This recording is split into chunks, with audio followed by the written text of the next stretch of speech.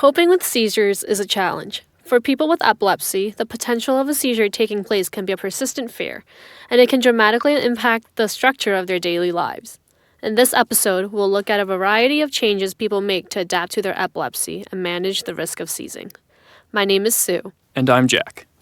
We are a team of undergraduate researchers from the University of Michigan, mentored by Meg Marate, a PhD student working on epilepsy. In collaboration with the Epilepsy Foundation of Michigan, we had the opportunity to interview 20 Michiganders with epilepsy from all walks of life, and in this episode, we'll be sharing their experiences with you.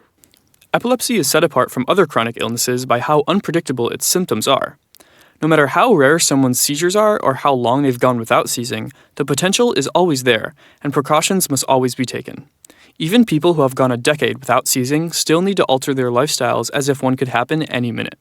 I'm 30 years old. My epilepsy has been in and out for the entire 30 years. I've gone with periods of activity and inactivity. The inactivity periods have been anywhere between 0 days and 10 years. This is your brainwaves doing a funky dance up there. My term for it is a brain arrhythmia. And I look at it like people have heart murmurs, people have brain arrhythmias. Doctors don't like that, but I think people with epilepsy feel more comfortable with it when I explain it to them that way. And they look at it as something the brain just naturally wants to do. Right. Okay, but the only problem is if they get too strong, you can't function that way, and you have to control it with medication. One huge way epilepsy affects people's lives is how it affects the way they work. One of the most dreaded fears of people who have epilepsy is that a seizure could take place in a professional environment, and employers rarely know how to properly react to an employee seizing. Many report that employers are often unwilling to handle the possibility of seizures happening on the job. Being let go due to employers' fears is a common occurrence, mainly because employers are uneducated about seizures. And then I was at South High School, Grosse Pointe South, which is down here. I did my internship there prior, and then I went back for a year, and they didn't want me anymore. You know, I had some bad seizures, and the counselors, they liked me and everything, but they were saying, this is too stressful of a job. I'm going, don't you think that's my choice? And they were saying, like, no. And they were saying, you were blue, you had a seizure and you turned blue. So it's too dangerous for you to work here. And that was it. And, so I was like, sad, really sad. Yeah. I was let go. One of my early jobs out of college, I was let go out of a warehouse. I walked in the next day, and the manager from the office comes walking down with two other managers and a security guy, and they walked me out. Wow. And I was like, why? What did I do? They're like, well, we're just worried for liability concerns. We're worried about us. If there's an outlet sometimes for a business because they're scared of a person having seizures at work, they're going to look for anything that could be related to a safety concern that is a slight possibility. I've had clients that never climbed a ladder in their life at work, but it's in their job description. They've been working there 5 years. All of a sudden they have a seizure and it says no climbing ladders. They enforce that restriction and say, well, you can't do this because your job description says you can't climb a ladder. Well, he hasn't climbed a ladder in 5 years working here. Okay, so where there's loopholes, there's loopholes. Okay, and so fighting that with the ADA is sometimes quite difficult. Another common barrier experienced by people with epilepsy is not being able to drive. Michigan law prohibits any person who has had a seizure in the past 6 months from driving. Depending on the state, this time can vary anywhere from 3 months to 2 years. When I was officially diagnosed, it also completely limited me and pretty much turned my world around because I immediately had my license flagged. I immediately had to quit my job because it involved driving. It just was a very, it was a 180 from my life prior. In areas of Michigan where public transportation is limited or non-existent, many have family and friends to rely on to get where they need to go. A lot of people must use ride-sharing apps like Uber and Lyft instead. My dad has pledged to pay for an Uber, but what I'm going to have to do, and this is the part that scares me is I'm going to have to be out of the house all day for like 2 or 3 days in a row. Because I'll have to cram all my classes into as few days as possible. And then I take a lift home from work. But I'm really fortunate in the position that I'm in now that I get to work from home. Oh, really? And I'm in a part-time position. So I work from home a lot, and I have just a great supervisor who lets me do that.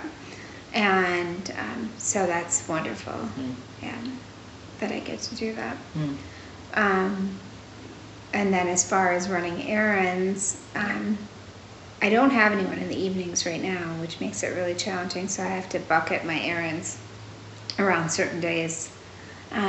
So that makes it challenging because the cost for lifts is outrageous too. I started Ubering. I still do. If I wake up in the morning, and I work 17 miles from my house, and it's just a straight shot down the boulevard, so no highways or anything. And so I can drive myself, but if I wake up and, things don't seem right, and, and I know I want to go to work, I'll Uber. And, usually it's like $22 or so. I know exactly what time to jump in. And At $44 a day, a person with epilepsy could be spending up to $880 a month on their commute, compared to spending just $50 a month on gas if they could drive themselves. So, people with epilepsy may spend nearly 20 times more than the rest of us just to get to work, all of which is out of pocket. On the topic of work, keeping steady employment sometimes means that people with epilepsy have to change the way they work or even adopt an entirely different career. To account for variability in day-to-day health, many have to look for jobs that allow them to work remotely and that have more flexible schedules. Try to make my schedule a little lighter. I also, am fortunate enough to have a job where I have, a good deal of time off. Sometimes it's kind of like, are we capable of more? Are we capable of bigger, more challenging jobs? Perhaps. But is this where I should be? Probably. And I'm at a point now with my life, even with my seizures, being flexible. That's the word, flexible. And if I want to be able to go in, I could call the Humane Society. I think I'm going to come in and put in maybe 3 days a week or 2 days a week, then I would. Unfortunately, changing work schedules isn't possible for everyone. Many people are forced to change their careers entirely as a result of their epilepsy. When I delivered my son, they took my medication down and I had a seizure. And so I was working at Ford and I left Ford. But then all of a sudden they went out of control. And I was working at Domino's Pizza at the time. And I took a leave of absence. And then I was granted Social Security disability. And I stayed on that for 2 years. And then I took a position at a company in Ann Arbor. And I went off of Social Security. And then I left there and I went back onto Social Security and was off for a year. My seizures improved dramatically.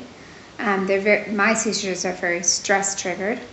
So after that year, I had a really, really awful boss, and that triggered my seizures again to start. At the time I got diagnosed, I was an elementary teacher. It's just they never let me teach the kids about what was going on.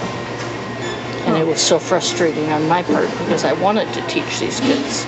I mean, obviously I understood if it was kindergarten or first graders, no, you're not going to teach kids about epilepsy. But I would think fifth graders that I should have been allowed to teach them. And so I even offered that to the principal, and the principal wouldn't let me do anything. Whether it was me teaching the kids, me sending a letter home to the parents, she wouldn't let me reach out in any way, shape, or form to my students or to their parents. Thankfully, I didn't have a lot of seizures at work while in front of my students. I only had a couple throughout one school year. I think I had 2 or 3. And since my seizures I was having a lot of trouble controlling them. Talking to my doctor, my neurologist, we kind of figured out it would make the most sense to step down from teaching until they got under control. So here I had dreamed my whole life since I was a little kid of being an elementary teacher. I did that, and I still feel like lost. I still feel like my life's not complete. In addition to facing problems on the professional and financial fronts, seizures and anti-seizure medications often bring other problems that interfere with day-to-day life, like memory loss. Well, because I think the seizures and all the medications that I've been on and the brain surgery, I have severe anxiety. It also affected my memory a lot, especially when I was still on the Topamax. I had a lot of memory problems, and I still do, but not as much as before. What kind of memory problem? Just a hard time remembering new things, remembering things that I had just, learned. School became even more difficult because I had to find new ways to learn and remember. I've gone the gamut. I started out on Dilantin. I was allergic to that and developed hives within a week. Okay. So then I had to go on Myceline. And then I went from Myceline because I was having some severe mood issues. Okay. From that, I went to Tegretol. And Tegretol I took for many, many years. Dealt with the memory issues with it. Then, after a point, I decided, I don't know why I tried Lamictal. I went to Lamictal. And I tried that. I give my med a good try. Some people say, 1 month I can't tolerate this. Sometimes you get used to side effects. As long as it's taking care of my seizures, I'll deal with the side effects. I gave myself 6 months on that medication. My legs were itching. I was having insomnia, which is a rare side effect of that med. My head felt like jelly. I mean, I couldn't think on the medication. So I got off that. So I went to levetiracetam, and it was like waking up out of a cloud. Because Tegretol caused memory issues for me. Okay. Lamictal made me feel jellyhead, so I couldn't. Then when I couldn't think, I hit it very well. Dilantin, Depakote, Capra, Lamictal, I went through all of them. The side effects were terrible, and I really just, it was so cloudy. In addition to memory problems, anti-seizure medications, as well as seizures themselves, can often cause anxiety, depression, and fatigue. It's actually amazing how much, my epilepsy has been the least of my problems, so much as the stuff that it came with its baggage is way too much. Baggage like what? Depression, anxiety, autism spectrum disorders, attention deficit. It's all messed up. It's all bad. I think with me, it became a lot of depression, irritability. I think my sleep suffered for a while, which is then bad for people with epilepsy. I think my anxiety increased. For some people with epilepsy, common activities that most of us take for granted, even those that take place in the safety of the home, are made more difficult or have to be avoided entirely. And just little stuff like you're not supposed to take baths because they don't want you drowning in it if somebody's not around to hear it or something. Well, I can't take a shower by myself. I can't iron. I can't curl my hair or do any of that by myself. I can't drive. I can't cook. In addition to these everyday tasks, people with epilepsy must often stop taking part in hobbies and interests that could be dangerous to do in case of a seizure. Cooking, swimming, biking, and even road trips are just some of the activities that people with seizures may have to avoid. We just kind of have to, my daughter has a lacrosse game in Heartland, Michigan tonight, which is an hour away. It's not a good idea for me to go. Am I sad I won't be able to be there to watch her play? Absolutely. But, I'll be there Thursday when she's playing Birmingham, which is right around the corner from my house. So, it's one of those things that you just kind of have to carve out your life the way you can live it. I did have to shift a couple things. I was on a swim team. My mom took me off the swim team. And you couldn't do roller coasters or go to a lot of concerts because if they had strobe lights. And they told me not to go on roller coaster rides because it's anything that's really high up, you're not supposed to in case you have a seizure and whatnot. I can't ride a bike. I can't swim. And then I rode my bike a lot, which again, here's fear. Because I really like riding my bike, but I always ride on the sidewalk, because I'm afraid, what if I have a seizure? And I did once, I was on Mac, which is pretty busy, and I did have a seizure, and I woke up, and I'm in the middle, like there's a medium grass, and I woke up, there was a lady that was right there, and I woke up, and the ambulance was there, and I'm like, oh. People with epilepsy thus have no choice but to adapt the way they live. Another important lifestyle change is ensuring proper amounts of sleep, which is crucial to keeping seizure symptoms to a minimum. I used to be the type of person that when I came home from work, I would stay up, I would watch TV, I would be on the computer, I would do tons of things, and when I realized that one of my trigger points was lack of sleep, I had to redirect things. So I would come home, I had to do myself as a child, I had to have a bedtime. So if I have to get up early, I have to go to bed early.